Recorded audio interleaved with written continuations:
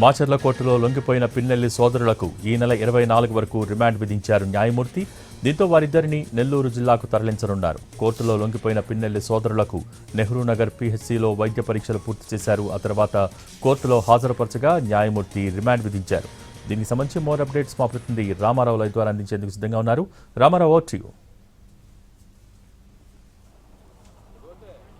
భోగి మాచర్ల మాజీ ఎమ్మెల్యే పిన్నెల్లి రామకృష్ణారెడ్డి అలాగే ఆయన సోదరుడు వెంకటరామరెడ్డికి మాచర్ల కోర్టు రిమాండ్ విధించింది. ఏదైతే మే 24న ఈ ఏడాది మే 24న వెల్దుర్తి మండలం గుండ్లపాడులో టీడీపీ నేతలైనటువంటి జవిశెట్టి కోటేశ్వరరావు అలాగే వెంకటేశ్వర్లు వీళ్ళిద్దరు అన్నదమ్ములు. సో వీళ్ళ హత్య జరిగింది గుండ్లపాడు సమీపంలో కారుతో గుద్ది అత్యంత దారుణంగా హత్య చేశారు. సో ఈ ఘటనకు సంబంధించి ఆ పోలీసులు 8 మంది మీద కేసు నమోదు చేశారు. ఈ కేసులో మాచర్ల మాజీ ఎమ్మెల్యే పిన్నెల్లి రామకృష్ణారెడ్డి A6గా అలాగే వెంకటరామరెడ్డి A7గా ఉన్నారు. ఈ కేసుకు సంబంధించి తమపై అక్రమంగా కేసు నమోదు చేశారంటూ వాళ్ళు ఆరోపించడం జరిగింది. అలాగనే ముందస్తు బెయిల్ ఇవ్వాలంటూ హైకోర్టుకు వెళ్లారు. హైకోర్టు ముందస్తు బెయిల్ పిటిషన్ రిజెక్ట్ చేయడంతో సుప్రీంకోర్టుకు వెళ్లారు. అయితే సుప్రీంకోర్టు మధ్యంతర బెయిల్ ఇచ్చింది. అయితే దీనిపై కూడా రాష్ట్ర ప్రభుత్వం మధ్యంతర బెయిల్ని సవాల్ చేస్తూ సుప్రీంకోర్టులో మరో పిటిషన్ దాఖలు చేసింది. ఈ పిటిషన్ దాఖలు చేసిన సమయంలో సుప్రీంకోర్టు విచారణలో భాగంగా మధ్యంతర బెయిల్ని రద్దు చేయడమే కాకుండా పిన్నెల్లి సోదరులిద్దరినీ కూడా కోర్టులో లొంగిపోవాలంటూ కూడా 2 వారాలు గడువు ఇచ్చింది. సో ఈ నేపథ్యంలోనే రేపటితోనే కోర్టు గడువు ముగినుంది. గత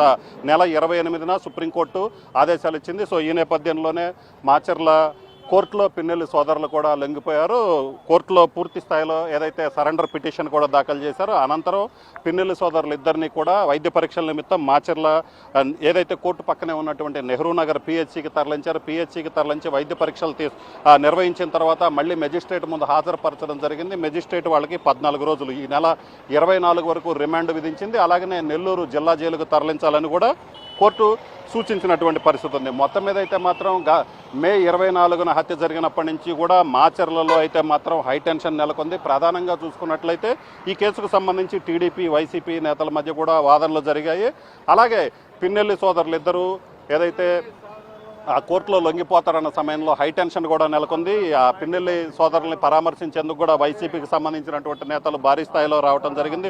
ప్రస్తుతం మనతో పాటు ఎర్రగొండపాలెం ఎమ్మెల్యే చంద్రశేఖర్ ఉన్నారు. సార్ చెప్పండి, ఇప్పుడు కోర్టు రిమాండ్ విధించింది, ఈ కేసును మీరు ఎలా చూస్తారు?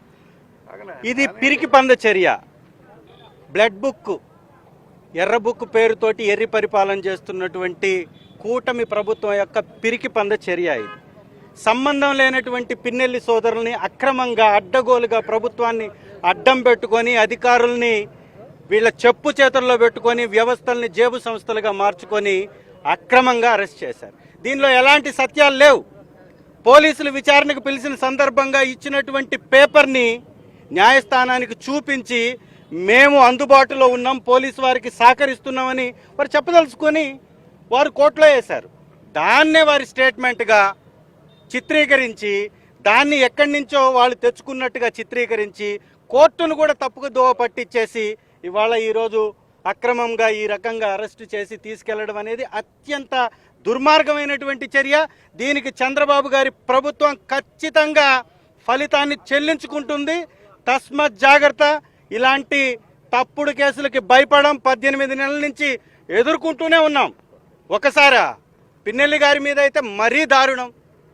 ఈ పల్నాడు ప్రాంతంలో పిన్నెల్లి సోదరుల్ని ఈ విధంగా ఇబ్బంది పెట్టి రాజకీయంగా ఎదగాలనుకుంటున్నారు చంద్రబాబు నాయుడు గారు. అది సాధ్యపడదు. మీరు ఎంత తొక్కితే అంత వారు పైకి లేస్తారు, కడిగిన ముత్యంలాగా బయటకు వస్తారు. తప్పులు చేసింది తెలుగుదేశం వాళ్ళు, చంపబడ్డది తెలుగుదేశం వాళ్ళు, చంపింది తెలుగుదేశం వాళ్ళు అని ఎస్పీ గారు చెప్పారు.